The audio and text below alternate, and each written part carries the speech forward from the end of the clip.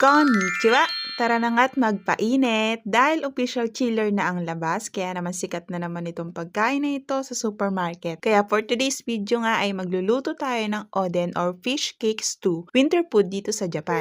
Lahat yan ay iba't ibang klase ng fish cake pero dun sa nakasupot na parang gulaman yung loob na super duper firm. Tas yung parang tuwalya na dilaw, eto kwa po yun, kamukha lang ng fish cake sa samjian. Sa pagluluto dun tayo sa madali. Hot water na agad nilagay para mabilis kumulo. Hindi po yan seasoning sa Lakimi Chicken dashi po yan or seasoning ng oden. Tinimplahan ko lang ng toyo, mirin, sake at sugar, tas pinch of salt. Ewan that may toyo na may asin pa, ikaw na bahala magpaliwanag kay mother. Pakuluan lang natin sa mahinang apoy para mas lumabas yung flavor.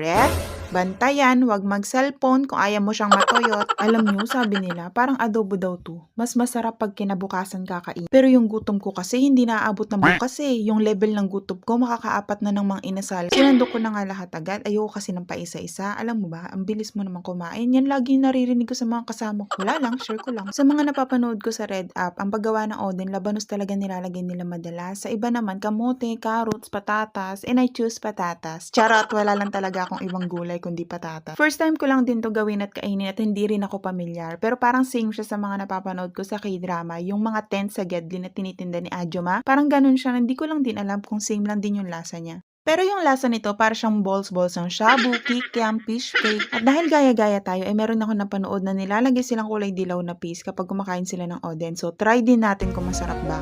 And yes, nanuot sa ilong budol. Kala ko green lang ang wasabi, may yellow din pala. Kung di ka pa nantoko sa Pinas na maasim at amoy panis, promise dito sa Japan magiging pan ka. Sa sobrang dami nila ng variety, ikaw na lang mahihirapan maghanap, pero masarap. O siya, busog na ako. Thank you for watching. Sana hindi ka nagutom.